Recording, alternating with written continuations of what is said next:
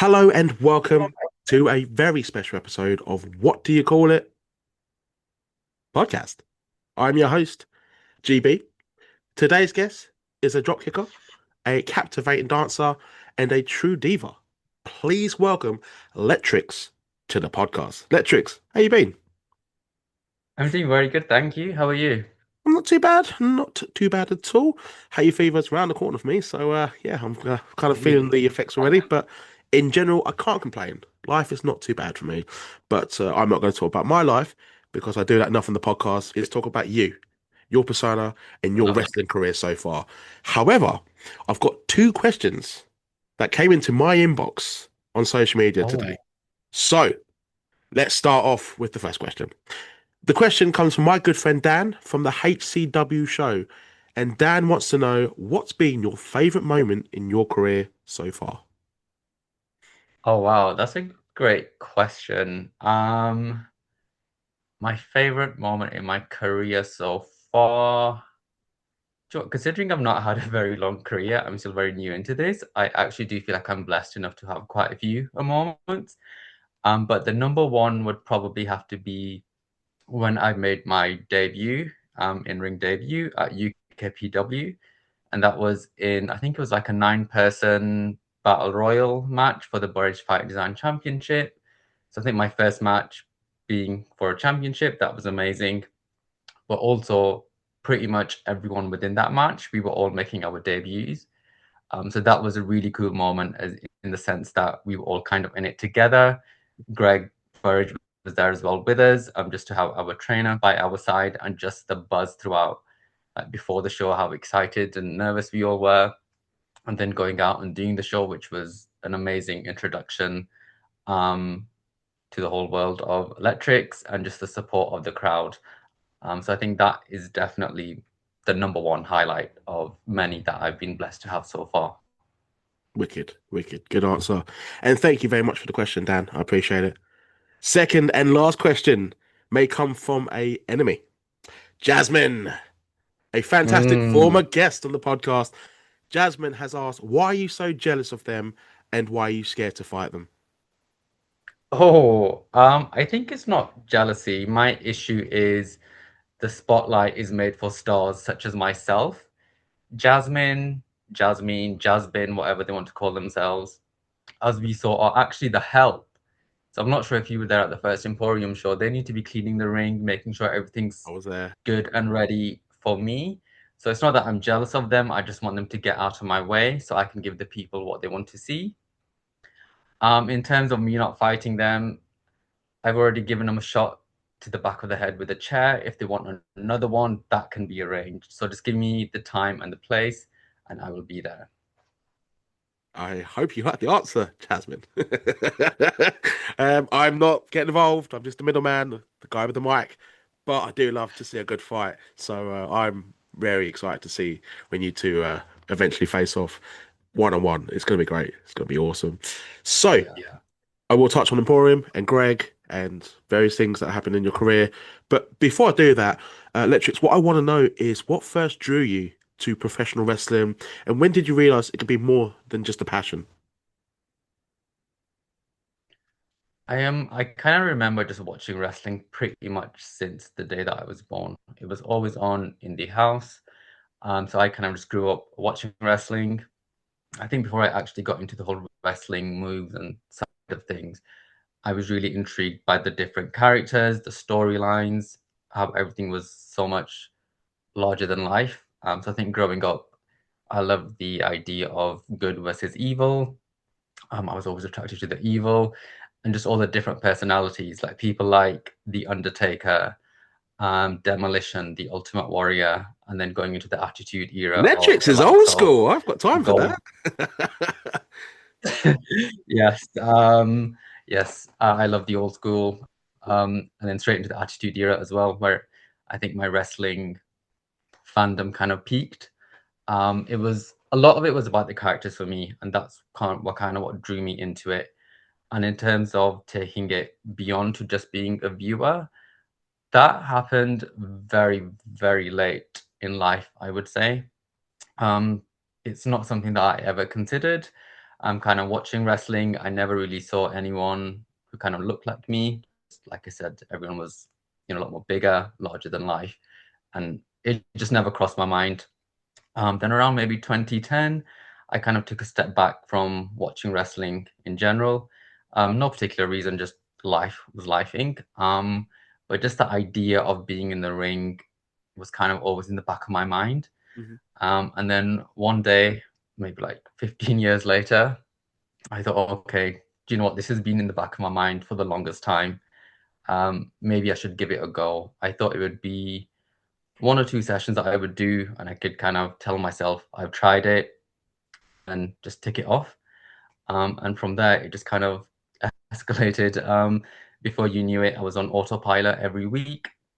I was on the tube on my way to training, and then it just all went off from there. That's awesome. That's awesome. Respect to you being an old school fan, by the way. That makes sense though. When I do like post like a bit of old school content, LETRIX is one of the first to like. I'm like, yeah, wicked. Um, that's Yeah. awesome. Now that you've mentioned the training, can you walk us through your early days, sort of the training? What was the toughest lesson that you had to learn, and who were your biggest influencers? Influencers, not influencers, maybe Logan Paul, but um, both inside the ring and outside the ring when you were training. Sure. So I think with the training, so I haven't really got either a performance background or an athletic background. So the whole thing was pretty much brand new to me. So I think the physical side of things was definitely challenging, but I was definitely in the right space in terms of training with Greg Burridge at Burridge Fight Design. It was very supportive. I never felt like I can't do this. It was always take it one step at a time.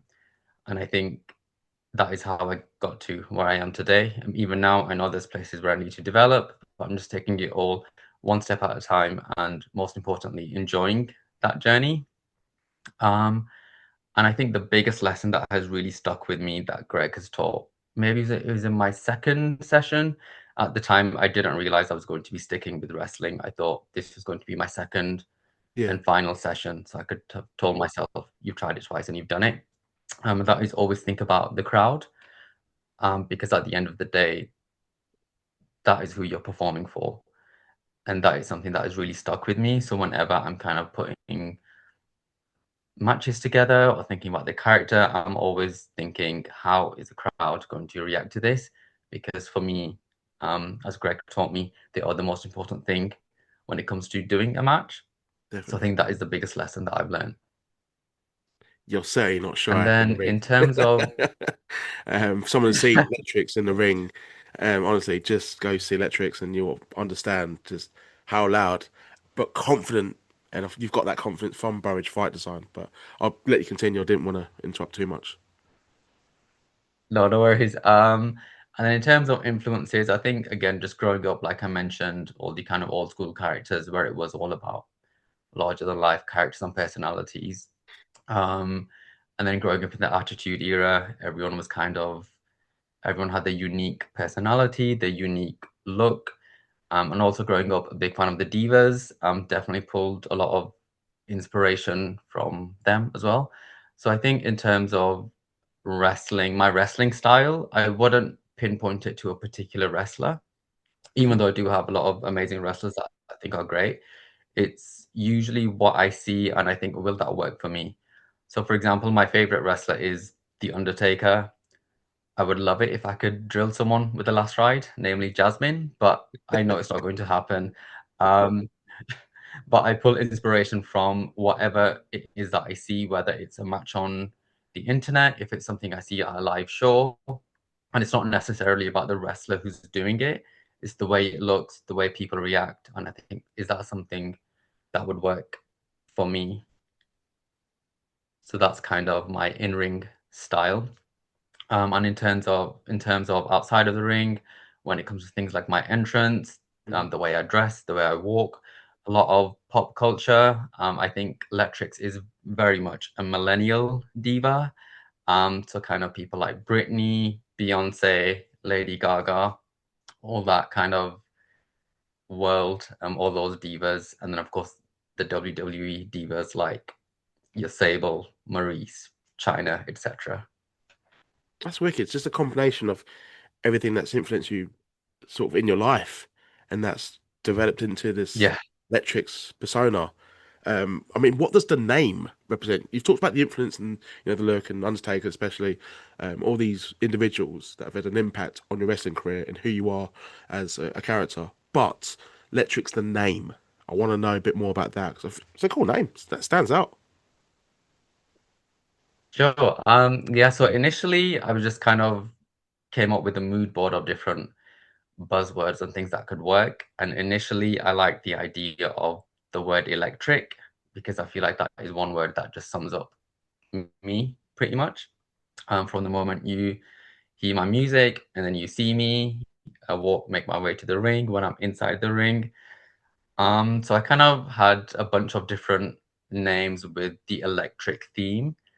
And then I had a chat with Greg Burridge, who I think is just super underrated, Mm. not just in the world of wrestling, but as a creative in general. So I took the ideas that I had to him. Electric was kind of top of the list that I wanted something that encapsulates that. And then Greg had a thought and he came back with a bunch of names, and LETRIX was on the list. And that just, as soon as I saw that, it just jumped out to me. I thought it's unique. It's something that the people can chant while I'm beating people up. And it was close enough to electric, but not quite electric. Yeah, so that's kind of the story of how I got the name. That's a good story. Greg seems to put such an importance to character. I know the wrestling part's very important. But also, Yeah, I think I've said before myself as a fan, I do feel that as important wrestling is, and you can do all the moves you can in the world, but unless you don't have that connection and give the crowd a reason to boo or cheer or even react in some way, then yeah, them being there is kind of pointless, isn't it? exactly. And I think just when I go out there and I see people in the crowd reacting the way they're reacting, whether it's positively or negatively, and that just kind of reinforces it how important the whole character is and just having a connection with the fans. Because again, like I said, for me growing up, I brought into the wrestler and the character before I looked into what they were doing in the ring. The shows that I have seen you involved in, including the debut show of Emporium Pro Wrestling, what I want to know, Electrics, is what led you to getting involved in Emporium Pro Wrestling at the Genesis Cinema in London.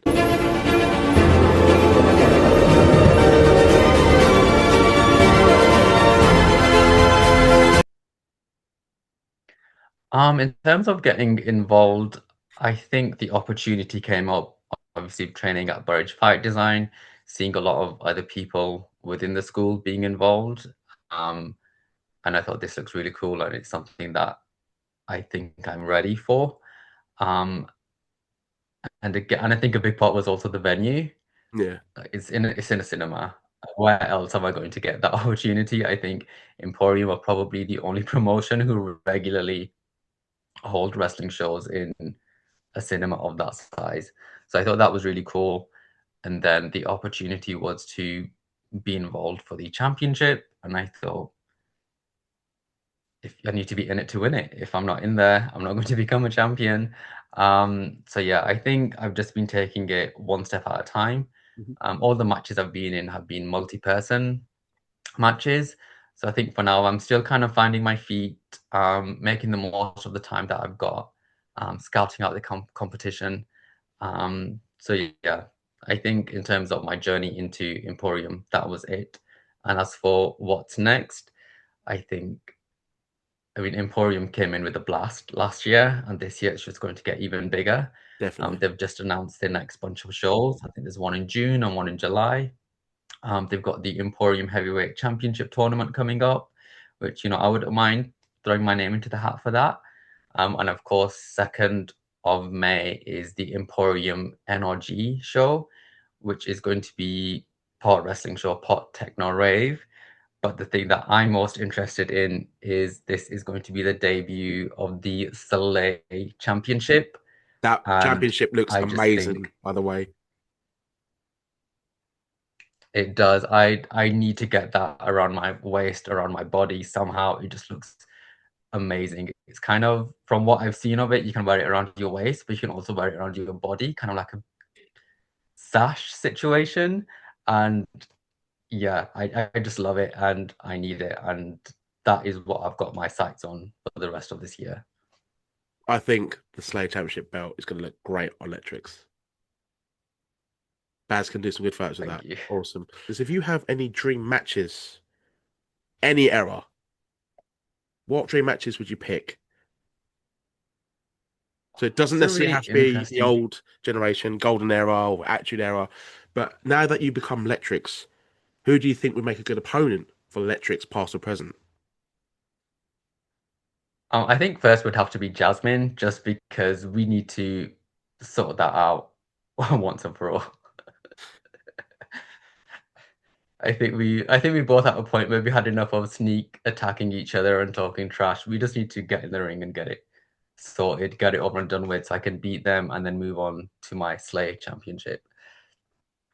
And then I don't know. That's a really good question because I'm thinking it's not only about who would some of my favorite wrestlers be, but Mm, it's would our styles necessarily work well in the ring together. Um, but I'm going to throw out Goldust out there. I think he's a bit of a wild card, and so's LETRIX. And I think if you put us both in the ring, wrestling wise, he'll beat me in about 3.5 seconds. But I think I've got the mind games to go up against him and give him a bit of a challenge. don't write yourself off, LETRIX. Don't write yourself off. Old school Goldust for me was just, I don't think it was ready for it as a fan base. Yes. But if you watch some of it back, it's like, oh my God, how did they get away with this? And yeah, people didn't know how to react, but I think some of it's fantastic. And I love it. It's really good. Last question, fun question.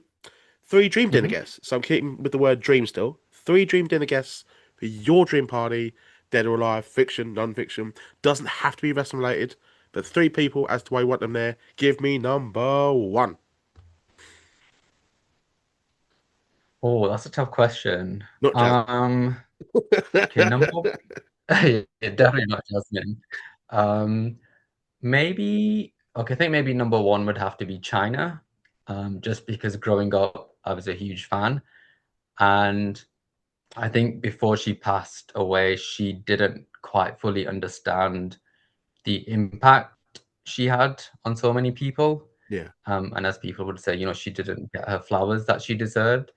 So I think she would probably be number one, just so I could let her know how appreciated she is and how much she changed the game and paved the way for a lot of people.